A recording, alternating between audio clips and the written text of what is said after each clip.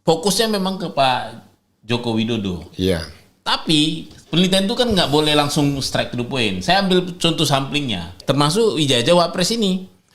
Jadi saya bersidang waktu itu untuk mendapatkan ijazah Wapres yang dipermasalahkan publik itu di KIP untuk tidak menyebarkan dokumen yang saya dapat dipakai materai. Itu pertama waktu itu. Jadi saya tidak mau. Saya tidak mau nanda tangan itu dan saya tuntut langsung ke KIP. Dan kedua adalah saya meminta surat keterangan yang bersumber dari Kemendikbudrismen, surat keterangan itu. Daftar syarat-syarat dokumen yang diajukan oleh Gibran ke Kemendikbudrismen sehingga dapat surat penyetaraan tadi.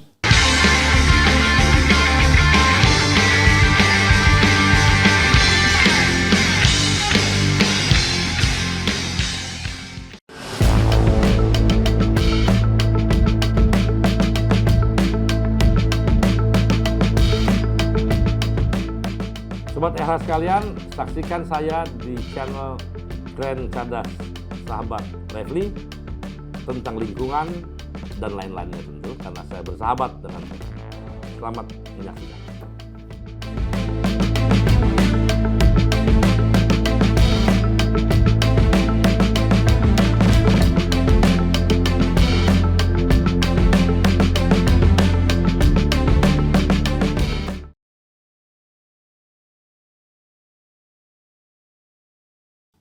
Mereka yang mengatakan atau meragukan ijazah Jokowi itu, mereka yang berbekal sebuah argumentasi yang adequate, yang lengkap, yang memadai. Iya. Dan mereka tuangkan itu dalam bentuk buku. Termasuk Rismon sebenarnya. Jadi buku sanggahan yang akan disiapkan Rismon sampai sekarang belum ada. Nggak bisa kita hitung, take it into account, nggak bisa. Ya kan? Yang kita bisa hitung adalah apa yang sudah dibuat. Nah yang sudah dibuat itu adalah ijazah Jokowi tidak ada. Kemudian Jokowi's White Paper, otak politik Jokowi oleh Dr. Tifa, itu yang sudah ada. Kenapa pula kemudian kita bersandarkan pada sesuatu yang belum ada? Jadi Rismon sudah, seperti dia mau nonton konser, sudah bilang, saya sudah nonton konser karena saya sudah sudah titip tempatnya. Tempatnya sudah saya pesan. Kan ini seperti dia memesan kesimpulan kan? Iya. Buku yang ke depan nanti kesimpulan saya Jokowi itu asli. Jadi nggak bisa berubah lagi gitu. Itu kan bukan sebuah metode ilmiah itu namanya ya. Oke, cukup. Oke, nah sekarang kita beranjak kepada Gibran. Kita tahu problem Gibran ini, kita baca saja Gibran Endgame karyanya Rismon Sianipar. Iya. Dan itu tidak salah. Nggak ada yang salah di Gibran Endgame itu. Yang dipersoalkan itu adalah ijazah Gibran yang tidak punya untuk level SMA-nya. Iya. Yang ada adalah surat keterangan penyetaraan. Tapi penyetaraan itu bukan bahasanya bukan penyetaraan misalnya bahwa UTS itu setara dengan SMA, bukan. Bahwa dia sudah menyelesaikan grade 12 UTS dan itu kemampuannya setara dengan ini. Jadi kemampuannya subjektif banget. Oh jadi kayak ijazah enggak ada? Bukan ijazahnya. Iya. Jadi ini adalah setara dengan hanya pernyataan bahwa setara. Setara kemampuannya. Kemampuannya setara. Iya. Bukan ijazahnya. Bukan ijazahnya. Kemampuannya. Kemampuannya disetarakan. Kemampuannya disetarakan. Ini kalau kita mau jujur ini namanya surat keterangan yang sontoloyo benar. Masa kita minta penyetaraan ijazah lalu kemudian bukan ijazahnya yang disetarakan, tetapi kemampuannya. Ini kemampuannya disetarakan. Iya, kan relatif banget namanya. Iya. Nanti kalau ada datang orang dengan hal yang sama, ini kemampuan dia belum cukup setara. Jadi nggak bisa kita menyetarakan kemampuan karena kemampuan itu relatif banget. Yang bisa disetarakan tuh dokumen. Ijazah yang diperoleh kan, sertifikat ini sama sertifikat ini disetarakan. Oh ini setara ini. Bukan dia pernah kelas 12 UTS, lalu kemampuannya setara dengan lulusan SMA, SMK, konsentrasi manajemen dan keuangan. Itu namanya sontoloyo. Dikatakan setara itu SMK dengan SMU misalnya. Iya dokumennya. Dokumen yang dia peroleh, dia peroleh sertifikat sama di sini setara. Mungkin menterinya barangkali sudah tes. Dan kemudian itu dipakai pula untuk pilpres ya kan? Itulah. Dokumen yang untuk wali kota itu. Oke, saya tanya ke Bung Bonatua ya, karena kita seru ini. Apa yang Anda dapatkan itu? Jadi itu kan dalam rangkaian penelitian saya Bang ya. Iya. Penelitian saya juga fokusnya memang ke Pak Joko Widodo. Iya. Tapi penelitian itu kan nggak boleh langsung strike to the point. Saya ambil contoh samplingnya. Iya. Permasalahan yang ada saat itu yaitu ya termasuk ijazah wapres ini. Jadi saya bersidang waktu itu untuk mendapatkan ijazah wapres yang dipermasalahkan publik itu di KIP. Terakhir itu dikabulkan ya. Tuntutan saya waktu itu, petitum saya pertama adalah supaya Kementerian Pendidikan Dasar Menengah itu tidak membuat kebijakan, membuat peraturan agar para pemohon informasi menandatangani dokumen fakta untuk tidak menyebarkan dokumen yang saya dapat. Iya. Dipakai materai. Itu pertama waktu itu. Jadi saya tidak mau. Saya tidak mau nantangan itu dan saya tuntut langsung ke KIP. Dan kedua adalah saya meminta surat keterangan yang bersumber dari Kemendikbudrismen, surat keterangan itu. Ya. Dan yang ketiga adalah daftar riwayat daftar syarat-syarat dokumen yang diajukan oleh Gibran ke Kemendikbudrismen sehingga dapat surat penyetaraan tadi. Nah, syukurnya itu dikabulkan semua oleh KIP, Majelis KIP, dan Kemendikbudrismen tidak melakukan banding. Oke, nggak seperti UGM. Tidak seperti itu. Saya nggak tahu tuh, kalau saya Bang itu mulus-mulus saja kayaknya. Iya. Karena saya ancam kan. Iya. Kalau saya begitu dibuat putusan kan saya bilang langsung, jangan publik melawan publik, uang publik jangan dipakai untuk melawan publik. Iya. Kalau mereka naik petun, saya sebenarnya menunggu. Saya akan buka donasi publik untuk membantu saya dan membayar Kemendikbudrismen untuk mengikuti perkara ini. Iya. Orang pajak kita kok menghidupi mereka. Seharusnya trik seperti itu diikutin Bon Jovi sekarang ya. Supaya mereka sadar, UGM juga lu dari APBN bukan dari mahasiswa. Iya. Itu uang publik. Jangan publik mau kan mereka pakai pengacara sekarang. Iya. Itu uang publik, bukan walaupun katanya misalnya pengacaranya gratis misalnya ya. Tapi kan ongkos. Nah, ongkosnya lah, PNS di situ kan disuruh juga. Iya. Ngeprint-ngeprintnya emang nggak biaya. Iya. Pertanggungjawabannya itu kan publik. Oke, yang didapatkan apa dari Dikdasmen itu? Pertama, Kementerian Kemendikbudrismen nggak boleh lagi mensyaratkan permohonan informasi wajib menandatangani surat pernyataan, tidak boleh memberikan ke pihak lain informasi yang didapat. Itu bermaterai. Oke. Itu tidak boleh lagi. Yang kedua, saya dikasih surat keterangan asli. Soal yang digunakan, yang disetarakan kemampuan itu. Iya. Selama ini kan yang beredar yang dari KPU kan. KPU. Iya, bawa nggak bro? Enggak, kebetulan. Enggak ya bawa. Kebetulan itu ada di bangku, bisa dilihat nanti di medsosku udah banyak itu. Oke. Lengkap tuh semua yang didapat. Itu lengkap yang ditandatangani 2018 ya, 2019 ya, kalau nggak salah. Iya. Dan yang ketiga itu adalah seluruh dokumen penunjang sehingga mendapatkan keterangan itu. Iya. Nah, di situ ada termasuk paspor apa segala. Iya. Nah, saya hanya minta listnya. Karena memang kan berapa list? Ada 8. Oh 8, Iya. tapi bukan fisiknya ya, bukan kopinya ya, Bukan. tapi listnya doang. Iya, tapi ya kalau mau daftarnya ya. Kalau abang publik mau meminta itu ya silakan. Saya itu bisa, seharusnya bisa. Cuman saya kebetulan nggak punya kepentingan ke situ. Pertanyaan saya adalah di dalam dokumen itu ada nggak sertifikat atau diploma? Ada. Apa diplomanya? Nggak dikasih tahu, cuman ada filenya, checklist. Apa? Ada dokumen sertifikat checklist, berarti udah dikasih. Itu kan semacam ini Bang, semacam folder-folder isi-isian. Ya kalau kita kursus dapat sertifikat pasti. Ya betul. Nah, silakan, kita kan publik. Kita ini penguasa loh. Pemilik mandat Republik ini publik. Kalau memang kita merasa ini perlu ya mintakan. Informasi itu kan hak Bang ya, bukan kewajiban. Artinya kalau orang nggak mau melakukan haknya silahkan. Tapi kalau pingin haknya dia gunakan ya minta. Jangan takut untuk itu. Silahkan. Saya udah kasih pintu jalan di medsos saya. Ada 8 item. Ya minta satu-satu nggak masalah. Tapi hari ini bro kelihatannya lebih sehat, lebih gemuk, lebih segar gitu. Bener? Ya. Ya. Sudah mulai teratur. Sudah mulai teratur ya.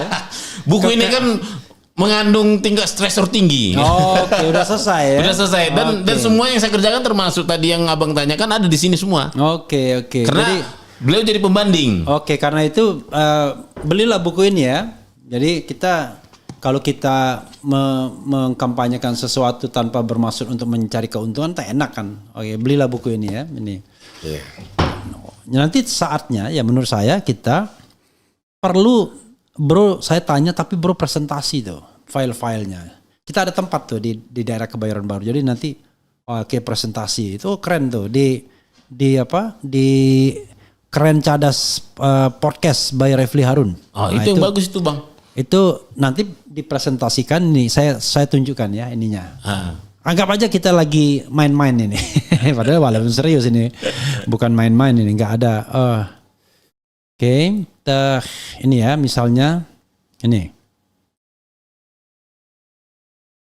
Oke, kita coba misalnya gini. Nah, jadi kita nanti kalau misalnya dengan presentasi benar, itu orang kan lebih ngeh gitu loh. Iya. Tidak hanya bicara doang. Nih tempat kita nih yang baru nih. Nih. Kemarin kita sudah undang Jumhur Hidayat ya. Tapi belum live ya? Di sana tidak live. Karena kalau kita live nggak ada bedanya dengan sini kan. Di sana kan kita berusaha membuat sebaik-baik dan sebagus-bagusnya. Ya. Ini ruangannya tuh. Ini sama Jumhur. Kayaknya sudah di ini kemarin ditayangkan di ini. Apanya? Bang Refli memperkenalkan. Oh iya. Nih. Wah, cakep. Cakep kan? Oke, keren. Jadi ini nanti bisa untuk ini presentasi kan? Iya. Kita tunjukkan ceker. Seharusnya begitu bang. Kalau kayak aku lebih nyaman justru begitu. Ya, tapi kan bro nggak pesan. Oh Kalau gitu. Iya, kalau bro pesan aku mau presentasi. Kita sebenarnya di sini juga ada TV kan? Kita tinggal pindahkan TV ke sini kan? Udah jeger-jeger di situ ada laptop kan? Bisa ini presentasi. Coba kita lihat tuh. TV-nya bisa di sini nggak ya? Bisa kan? Ya kan TV-nya cukup ya. Nah, lain kali itu karena memang RH belum pernah kan seperti itu. Iya. Belum pernah. Itu malah kita nanti bisa ini kan, bisa Supaya bukti-bukti bisa ditampilkan. Iya. Publik langsung dapat secara visual. Iya. Seperti Jadi itu. nggak sekedar ngomong aja. Iya. Karena banyak sekali hal-hal yang terkait dengan ijazah Jokowi ini yang publik tuh lupa. Kita lupa memvisualisasikan terus-menerus. Iya. Sebagai contoh tadi yang menarik adalah yang gambar foto SMA itu. Kalau dia dituakan 53 tahun seperti Presiden Jokowi pertama kali jadi presiden 53 tahun kan.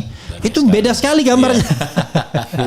Kalau dipakai AI kan beda sekali. Nah, itu kan salah satu petunjuk lah ya, bukan sesuatu yang final, tapi paling tidak petunjuknya. Ini kalau orang ini tua 53 tahun ya kayak begini mukanya, bukan seperti Jokowi sekarang begitu. Oke. Lalu apa yang bro temukan soal Gibran itu?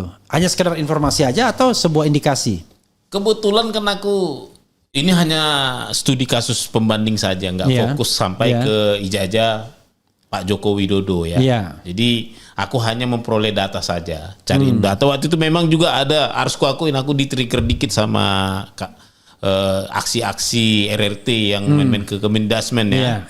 Jadi kan mereka mau minta itu aslinya. Cuman aku tawarkan suatu pemikiran baru, meminta itu aku jalur KIP. Dan kubuktikan. Jadi aku hanya membuktikan proof of concept bahwa permintaan seperti itu sebaiknya melalui ditempuh jalur undang-undang KIP. Enggak, sebenarnya bukan. Kita sama. Kita mau ke KIP juga. Tapi pada waktu itu respon yang kerjain sendiri lewat waktu. Udah waktu itu memang respon jadi berpendapat minta nasihatku dan diminta, dan waktu itu dan lewat waktu itu sebenarnya gini tuh aku tahu percis. Jadi pas dia sidang, aku kan sidang jam 11-nya, dia jam 10-nya. Hakimnya cerita majelisnya, mereka sudah lewat waktu, tapi sebenarnya nggak masalah. Nah, cuman waktu itu memang sedikit ini ya, karena mungkin majelisnya tahu aku nanti di sidang dan keputusannya dipenuhi. Ngapain juga kan gitu kan.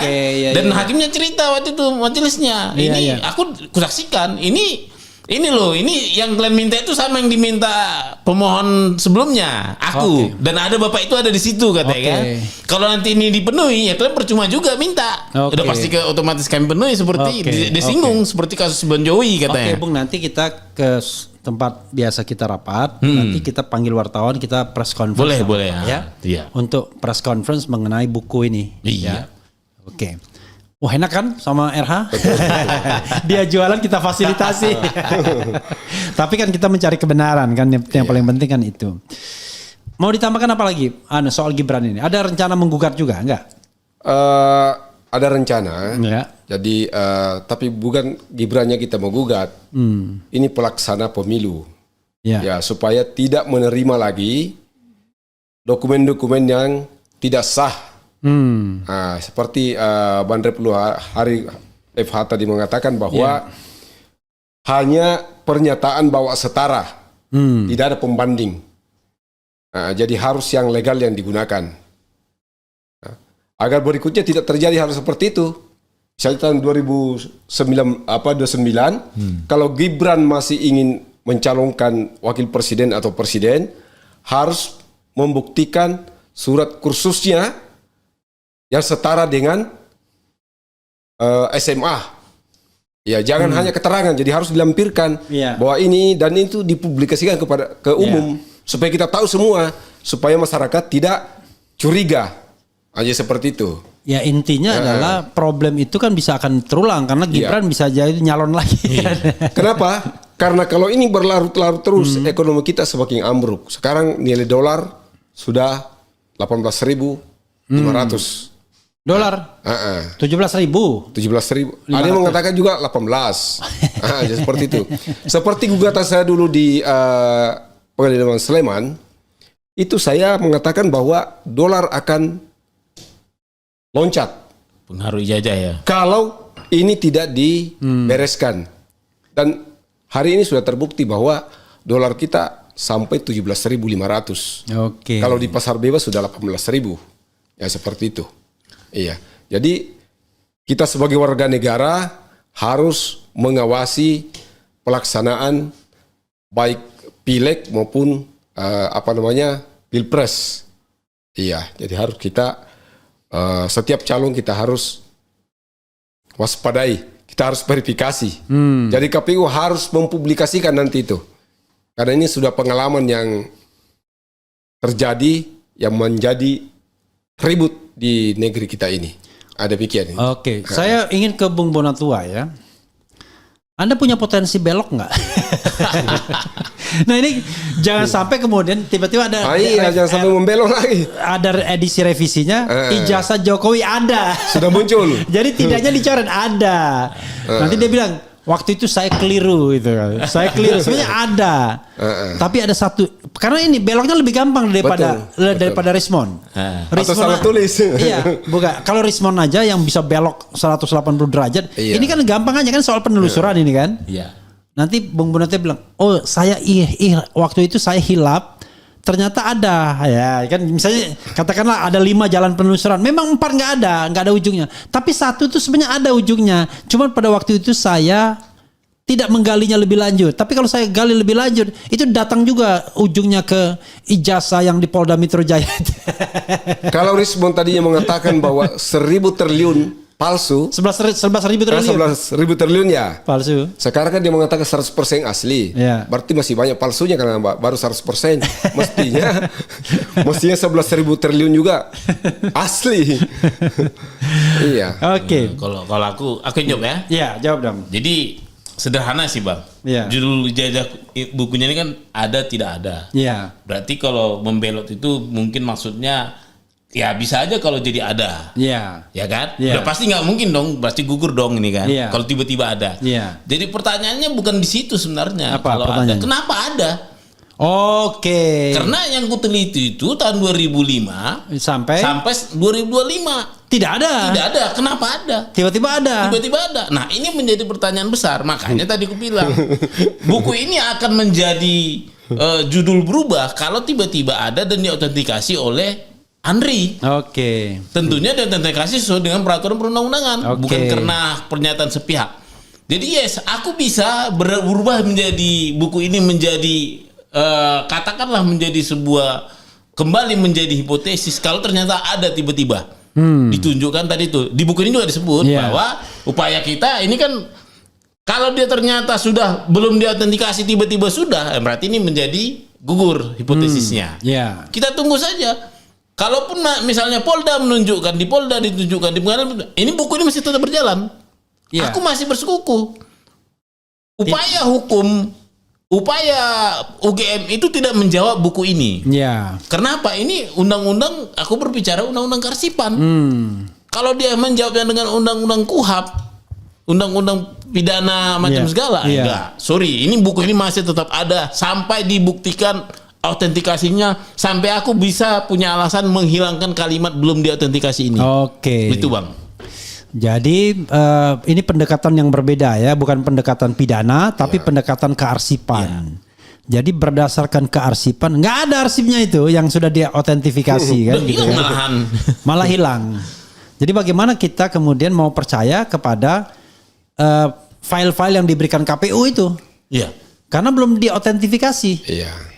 Kalau saya mengatakan itu palsu semua itu. Kalau menurut pendekatan Roy Suryo, karena dia sudah meneliti subjek itu ya. Iya. Kalau dokumen yang dikeluarkan atau diupload Dian Sandi dan itu yang menjadi basis orang melakukan penelitian, maka itu bagi Roy Suryo 99,9% palsu. Iya. Dan ternyata ketika dokumen itu dikeluarkan oleh Polda Metro Jaya pada tanggal 15 Desember, itu juga fotonya. Kan dia nggak bisa ngasih foto kan? Iya. Tapi kalau watermark, emboss, apa-apa itu dia bisa adakan. Tapi foto nggak mungkin diganti tiba-tiba foto lain kan? Iya. Karena kalau foto lain berarti batal semua yang KPU itu kan? Merasa nggak bahwa KPU berusaha melindungi awalnya nggak mau membuka ini? Ya terasa. Terasa kan? Kita aja dipersulit. Boleh bilang kan dipersulit secara kebijakan. Iya. Itulah kita mau lakukan gugatan PMH karena kita merasa dipersulit. Iya. Dan kami juga minta kepada seluruh hakim di Indonesia supaya melaksanakan Undang-Undang Nomor 48 tahun 2009 ayat pasal 10 ayat 1 bahwa tidak boleh menolak perkara apapun alasannya. Ya harus diperiksa, diadili. Tidak seperti kemarin di PT Tun. Iya. Kemarin PT Tun atau PT Tun. Petun, ya. Petun kan, bukan PT Tun kan, Petun ya. Petun Jakarta. Ya tiba-tiba muncul mengatakan bahwa ini tidak bisa, sudah lewat. Kemudian minimal diproses dulu. Diproses dulu. Baru kemudian di NO ya kan. Kalau dikatakan sudah lewat, kan tidak ada bukti. Kan harus melihat dulu dokumennya apa, yang mana dipersoalkan. Sudah itu lihat juga petitumnya, jangan-jangan masih berguna kan? Tergugat juga tidak ada, ya sedianya ditunda dulu karena tergugat tidak ada, dan hakimnya mestinya 3 bukan 1 orang. Ya kan begitu. Dan ketuanya pula langsung kita ya. Jadi begitu acaranya. Hakimnya jangan-jangan sudah di calling jangan-jangan. Takutnya seperti itu. Hanya seperti itu. Oke. Iya. Oke, kita ada kebutuhan untuk bergerak ya kan. Karena itu saya pengen closing statement dari Bro Komardin dulu dan kemudian dari Bung Bonatua. Silakan Bung Komardin dulu. Ya, saya punya statement menyampaikan bahwa penegak hukum itu harus komitmen menjalankan aturan sesuai dengan undang-undang. Kenapa kalau tidak dilakukan seperti itu, ya negara kita bisa hancur. Ya tidak ada kepercayaan masyarakat terhadap pemerintah, tidak ada lagi. Dan ini sangat berbahaya. Saya kira itu saja. Oke, silakan Bung Bonatua. Ya, sebenarnya buku ini ada menceritakan gambaran ke depannya tentang kondisi Indonesia yang darurat, ijazah palsu. Ya. Terbaru itu adalah Menteri Kesehatan dilaporkan karena menggunakan gelar palsu, which is itu artinya kan ijazah juga kan, karena di ijazah itu kan ada gelar kan. Nah berarti biar diklarifikasi dia insinyur dianggap menggunakan insinyur, padahal dokter Andes. Cuma dia mengatakan tidak pernah menggunakan gelar. Walaupun sebenarnya orang kan menemukan dokumen di mana dia barangkali menulis insinyur atau mengaku insinyur atau membiarkan orang menulis insinyur mungkin. Oke, silakan. Terus ada lagi wakil gubernur dari Bangka Belitung. Riau kalau misalnya Bangka Belitung ya. Bangka Belitung. Bangka Belitung. Terus ada beberapa pengacara. Ya. Nah, sebelum itu, aku juga selaku peneliti menemukan ini dulu banyak di dunia konstruksi menggunakan ijazah-ijazah palsu untuk mendapat sertifikasi konstruksi. Jadi boleh ku bilang Indonesia itu berdasarkan penelitianku ini ke pramuka, ya berdasarkan penelitianku penggunaan bagaimana ijazah-ijazah palsu ini dikeluarkan oleh lembaga resmi, maka Indonesia itu berada kondisi darurat ijazah palsu. Oke. Nah, jadi kuharap Bang buku ini bisa menyadarkan pemerintah Ya. merubah sistem pendidikannya, sistem verifikasi dan klarifikasinya, bahkan sistem kearsipan autentikasinya. Gitu, Bang. Oke, nanti kita akan ramekan lagi ya buku ini. Belum pernah press conference dengan buku ini, belum pernah ya? Kemarin soft launching dengan Mas Roy lah di UI. Oh di UI, Iya. oke. Tapi nanti kita undang media untuk meramaikan. Nah, boleh itu Bang. Ya, untuk hari ini ya. Nanti setelah kita diskusikan apa saja. Ya, sahabat sekalian, itu saja ya. Nanti saksikan Bung Bonatua nanti akan bicara ini kepada media. Tidak hanya ke RH Channel, tetapi ini RH Channel juga bisa dijadikan referensi. Sebelumnya Bung Bonatua juga sudah wawancara dengan saya dan dipuji padat, ya, padat alurnya, tidak ada waste-nya, karena beliau memang betul-betul melakukan penelitian secara ketat. Nah, kalau kita bicara penelitian secara ketat ini soalnya judgement dari ahli, expert, ya kan, orang yang juga berkecimpung di dunia akademik. Bukan dikriminalkan. Kalau misalnya dianggap wah ini Anda kurang ketat pada bagian tertentu, itu kan penilaian akademik judgment. Jangan kemudian pakai hukum dilaporkan. Ini ada juga nih termul-termul yang sudah mengatakan jangan hoak ya, masa calon presiden nggak ada ijazah, tolong tangkap orang ini bikin rusuh. Inilah otak-otak termul ini ya kan. Nah, oke. Mudah-mudahan kita nanti segera jumpa lagi. Makasih atas perhatian sobat era sekalian, dan jangan lupa saksikan new RH Podcast call Keren Cadas Podcast by Refli Harun. Nah, itu nanti tamu pertama kita Menteri Lingkungan Hidup Jumhur Hidayat. Kita bicara tentang profil dia, kemudian bicara tentang pekerjaannya dan achievementnya, prestasinya. Kalau ada legasinya juga.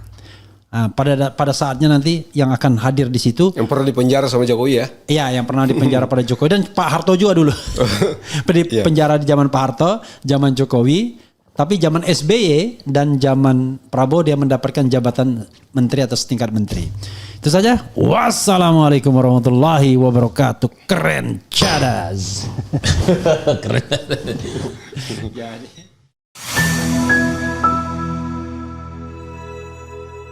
Assalamualaikum warahmatullahi wabarakatuh. Sobat RH sekalian, saya ada podcast baru, Keren Cadas Podcast by Refli Harun. Apa bedanya dengan podcast-podcast sebelumnya? Beda. Gambarnya, suasananya, tamu-tamunya, dan lain sebagainya. Jadi kalau selama ini RH Channel dikenal sebagai channel oposisi, dan tamu-tamunya barangkali dalam satu arus yang seperti itu. Tapi sekarang jauh lebih bervariasi. Karena memang Keren Cadas Podcast ini dimaksudkan untuk menggali informasi yang genuine, sesungguhnya, sebenarnya, baik dalam pemerintahan tokohnya maupun di luar pemerintahan. Pokoknya siapapun yang memang punya kapasitas, punya achievement, punya legacy, kita undang ke sini. Bahkan bukan tidak mungkin, suatu saat kita undang juga Presiden Prabowo ke sini. Nah, sebelum Presiden Prabowo, menteri-menterinya kita undang, wakil menterinya kita undang, barangkali juga kepala-kepala badan, tapi tidak lupa juga orang-orang di luar pemerintahan. Don't miss it. Wassalamualaikum warahmatullahi wabarakatuh.